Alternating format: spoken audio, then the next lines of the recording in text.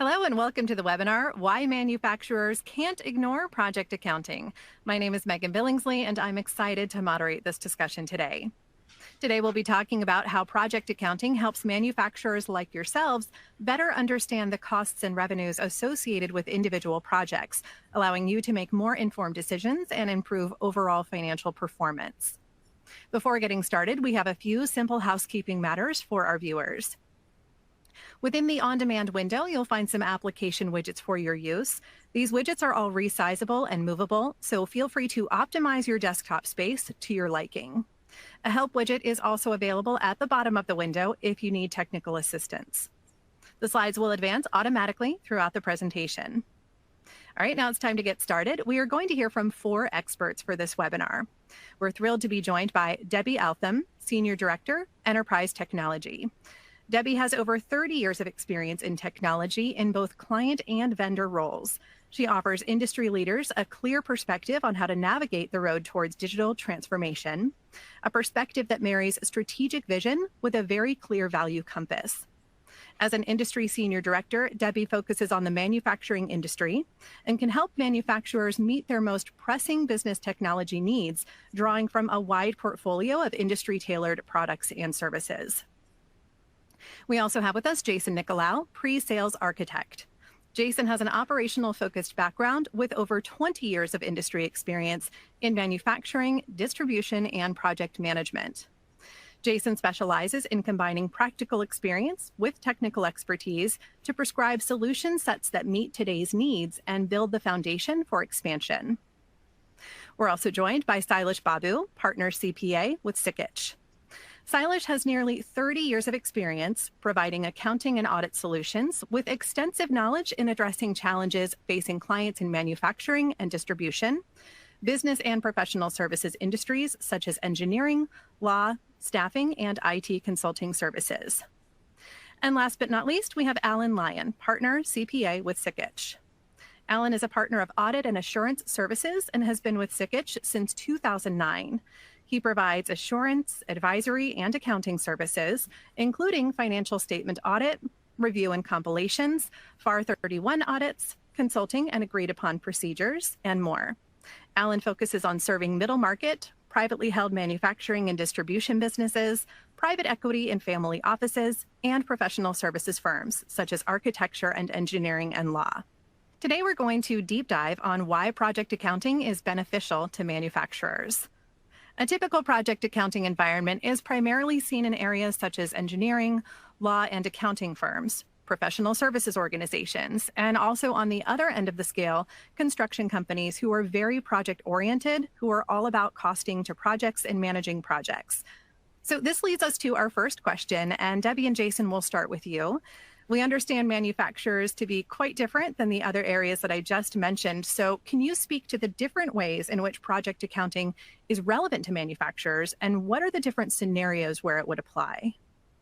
So I'll kick off. I think project accounting, if you think about it when you're a manufacturer and you make, let's say you make these mice, that the important thing for you to get is to get visibility of your profitability in the manufacturer. And typically manufacturers of mice would have taken into account the raw materials, they'd take into account the labor and maybe the machine time that was attributed to that, and they'd also take into account maybe some overheads. What makes project manufacturing interesting is not for manufacturers that necessarily make discrete products with those 3 costs as their main drivers. It's really interesting for organizations that do some level of project-based manufacturing. So what does that mean? Industrial equipment manufacturers, engineer-to-order manufacturers, manufacturers that see costs coming from a diverse range of places, not just those typical shop floor costs. So there's sort of like a Venn diagram, if you will, where some manufacturers are far more interested in those production costs.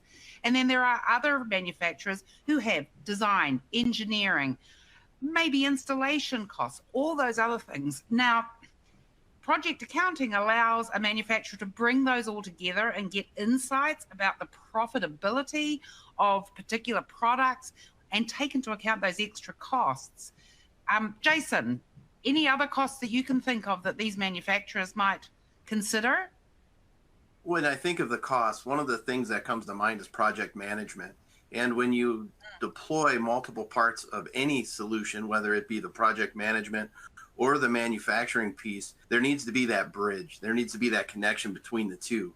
So to be efficient in your project management is also something to consider. So many solutions out there try to bridge that gap.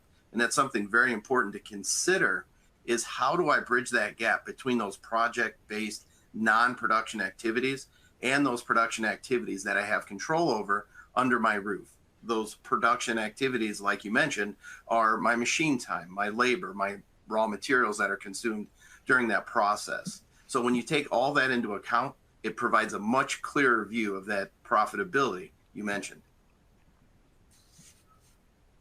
Excellent. And could you talk a little bit more about what this looks like for manufacturers? For example, timesheet capture, especially for those who may not do timesheets or haven't used them previously.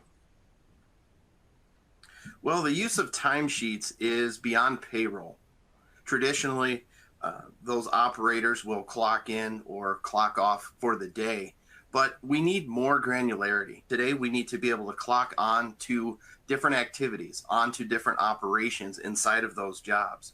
And that drives those costs. So I can see what has been accumulated per activity, per operator, per machine throughout the production process, as well as understanding where my products are inside of my production facility. So that real-time reporting makes a huge difference for organizations when tracking those costs and those other elements that are combined to produce that visibility of the profit related to each one of those projects. Debbie, do you have anything to add?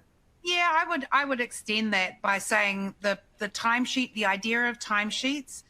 Some manufacturers will struggle. We've seen clients who struggle to convince, let's say, engineering teams to be able to start capturing their time against particular projects they're working on. But I think that if you're successful in gathering up the data related to the bringing to market, bringing to your customer, all of the activities that build into your sales price, you're getting so much more information about the total contribution that particular item has to your bottom line. Excellent. Thank you. And let's get into more about how this helps manufacturers to understand and make better decisions around contribution. So just as I mentioned before, the idea that your bottom line is contributed to by your activity, your manufacturing activity, to get that visibility around the entirety of all the effort that goes into bringing that profit to bear, that's where we see business applications, software systems that can capture not only the timesheets, the raw materials, and let's say the machine and overheads against that item that you're building, but all the rest of those costs, to be able to give you that sort of fuller view, really helps you understand the contribution that a particular group of products, maybe a group of customers, is making to your bottom line. You know, everyone's talking about today, it's all about the data. It's all about the data, data-based decision-making, data-driven decision-making. And for organizations who are struggling to be able to get a good picture of how, you know, let's say a particular market, a particular product group is making to their bottom line, there are systems out there that help you capture that more broadly than what you would do in a traditional sort of manufacturing environment. Debbie, Jason, that's a great point. Yeah. Debbie, that's a great point. When I think of contribution, I also think of the contribution of those costs. Because when you analyze your business, you are looking at all of your expenses, all of your costs, all of your different elements included in that contribution margin. So something to consider is that capital expense or that capital expenditure that is required in order to drive more efficiency, because you may see your costs from different production activities contributing more and more to that total. You know, at the end of the day, this data is produced to help people make better decisions. And decisions like, should I grow in this market? Should I reduce my footprint in this market? Should I move down this product development path? And what will that do in terms of being able to bring profitability to and sustainable profitability to the organization? So anywhere we can use our technology to gather that data to help make those sorts of decisions and make better decisions because the data is being collected. Those are the sorts of applications, sorts of solutions that I think manufacturers need to ask the people they work with to provide them. Great point. Great point. Yeah. Excellent. Thank you. So now let's shift over and talk a little bit about project P&L. What does that look like? And Debbie, we can start with you, but I'd also love to hear from Alan and Silas on this too. Sure. So unlike in typical manufacturing profit and loss where you're seeing sales and cost of sales, a project P&L breaks out those numbers into each project. So that gives, again, back to the visibility, better information for decision making. Maybe I'll kick it over to my CPA friends to carry on with that comment. Thanks, Debbie. As you mentioned, a project P&L or a profit and loss statement, fancy word for income statement, basically just shows all of your revenues, costs, and profitability, and really any other metrics that you want to track or associate by a specific project. It really brings together and it captures all of those costs and the processes that Debbie and Jason spoke to earlier, the machine hours, the labor hours, whatever it is that are your input costs and metrics into your specific project. It really just brings it all together. I really think technology and the systems that are out there today makes this a lot more possible and more accessible than really ever before. Gone are the days of having to track all of these in outside spreadsheets. The systems and tools that are available to manufacturers today really allow us to bring that in and get real-time data to make better decisions. I think it's important that we talk a lot about these project P&Ls and these projects by product or customer facing, but they can really be internal facing too. They can track anything that you as a manufacturing company want to track and measure. They could be divisions, they could be segments, profit centers, cost centers, really anything within your company. I think truly by being able to analyze project profit and loss statements, manufacturers can really, it helps them identify the most profitable projects. It helps them make informed decisions about future investments, where they want to go. Is a certain product profitable? Is a certain product, maybe it's just this cost center. And you really need to track and control those costs and help you identify and expose inefficiencies in your manufacturing process.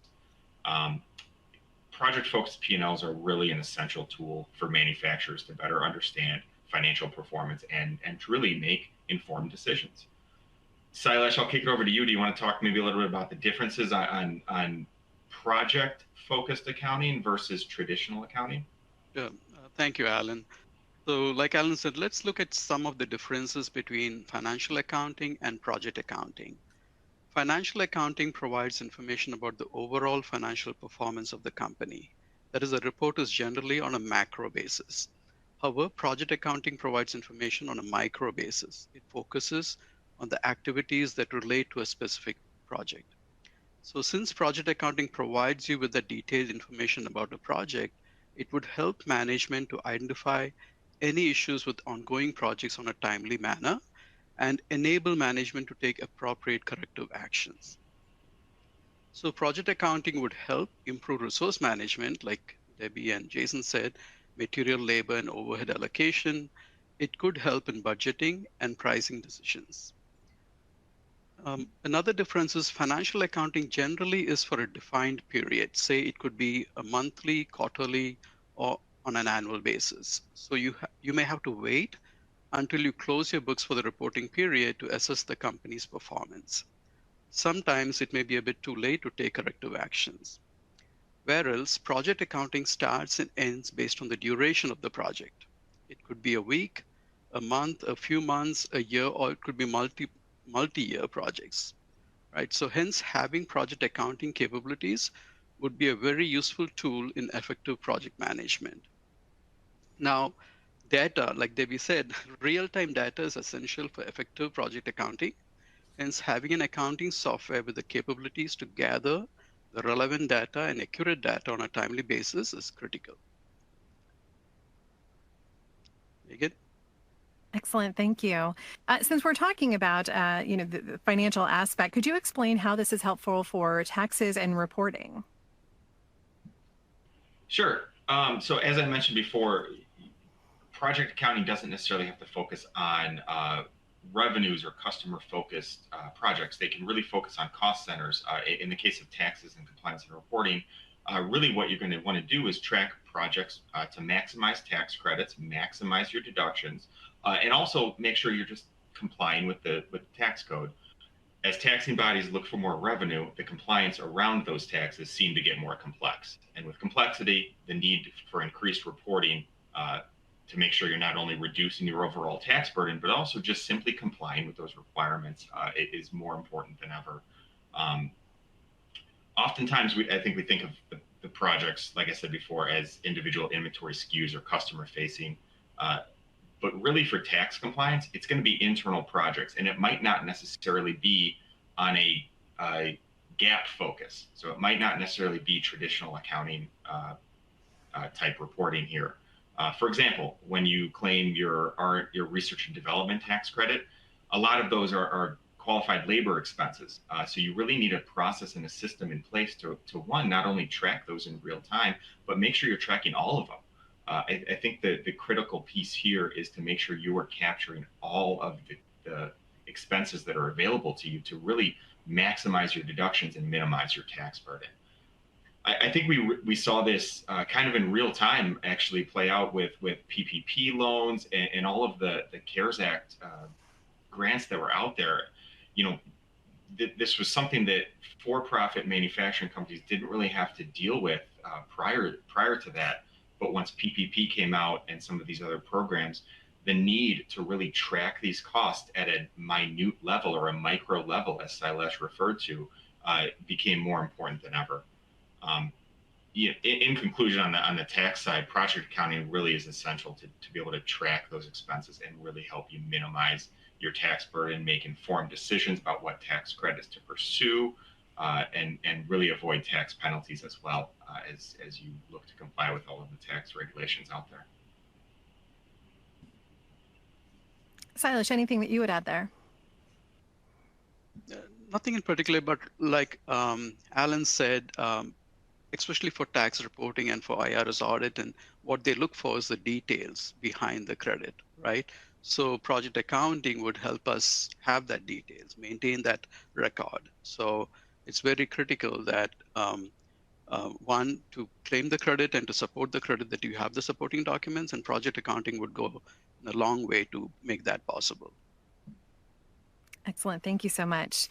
When doing project accounting, revenue recognition becomes important. So just to circle back to Debbie and Jason, can you talk to the revenue recognition requirements for project manufacturers? Sure, I'll take the lead on this one. Revenue recognition really relies on those costs and that revenue being recorded at the same time to produce accurate financial reports.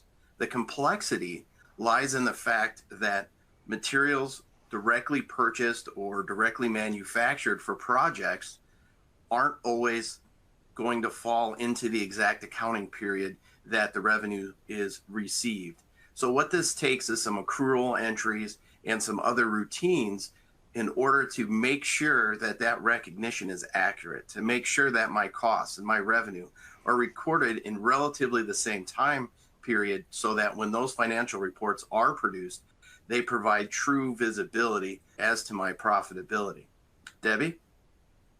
I'll just echo what you've said, Jason. I think that one thing that's very important for organizations who do incur costs, gather those costs up and have them occur at different time frames, very, very important for them to understand what their reporting requirements are with regard to the revenue associated with those costs.